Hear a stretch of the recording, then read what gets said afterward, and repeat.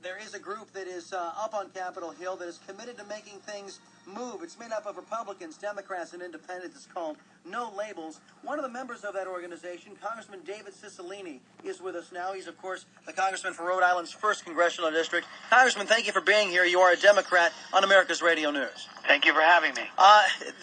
Your party, some in your party, Claire McCaskill I'm thinking of in particular, come out on the Sunday shows over the weekend basically saying, look, we're just going to go. They seem to be comfortable with going over the fiscal cliff. The idea being that when the first of the year comes in, the new Congress is sworn in, that they'll be able to pass new tax cuts for 98% of the population, and that going over the fiscal cliff won't have any negative ramifications on the country. Do you buy that, sir? Well, I think everyone, I hope, understands that we have a responsibility to do everything we can to reach a resolution of this, and it's one of the reasons I became involved with No Labels, is Republicans, Democrats, and Independents that are really committed to being problem solvers and working together. I'm a proud Democrat, a progressive Democrat. Before I came to Congress, I was mayor of the capital city of Rhode Island, of Providence. And when you're the mayor of a city, you don't have a Democratic pothole or a Republican school that's failing.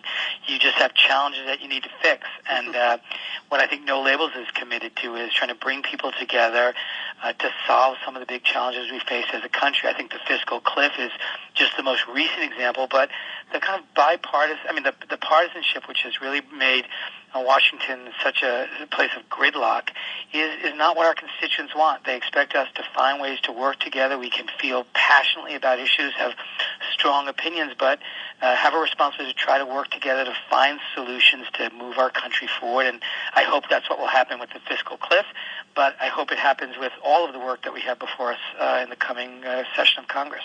Mr. Cicilline, if I could ask, I've asked every congressman, assemblyman, every senator, everyone that's been on America's Radio News the same question. And I have yet to see anybody pick it up and table it for discussion. You no doubt have seen the GAO report.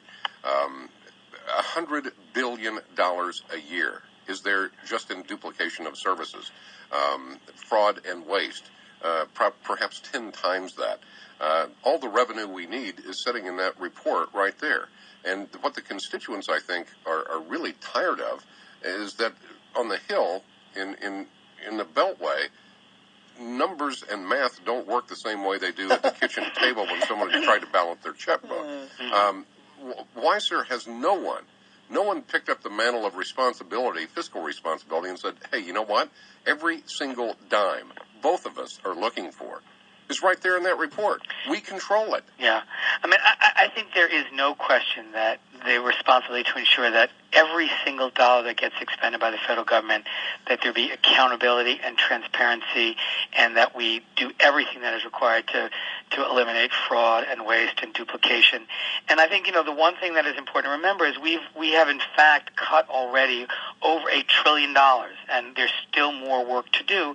But I do think that the economists who have looked at this carefully have all recommended that we approach this financial deadline with a balanced approach that both cuts spending and at the same time generates revenues. Now, whether that's by closing tax loopholes, by changing the rates, but that you can't either cut your way out of the problem or tax your way out of the problem, that it's got to be balanced. But certainly, I hope that most people would acknowledge that requires, of course, that whatever federal money is being expended, that it be done in a way that is fully accountable and where all fraud, waste, abuse, duplication are eliminated. And I think, again, what has made this organization No Labels, which if your listeners are interested to learn more about it, you can go to nolabels.org, is about saying, we're Republicans and Democrats and Independents, but we're Americans first. Mm-hmm. Let's figure out how we work together to try to find some common ground and solve some of the big challenges we face as a country. Well, that's what our constituents expect, and that's what we should be doing. Yeah, one of the big mantles of No Labels is this whole idea of no budget, no pay.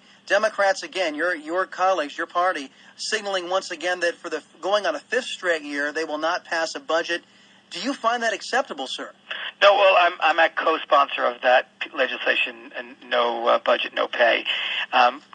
We passed the Budget Control Act, which obviously sets spending limits, which is what's the most important part about the budget, so that it reduced spending. And as I said, we've enacted over $1 trillion in cuts in spending. Right. That's about 70%, I think, of what's recommended in Simpson-Bowles. Well, Congressman, so up against the clock. Yeah, up against the clock here, sir. We'll get you back on because I want to talk about the budget in particular, in detail with you. David Cicilline, he's a Democratic congressman, Rhode Island's 1st congressional district, sir. Part of the No Labels group, sir. We appreciate you being here on America's Radio News. Thanks.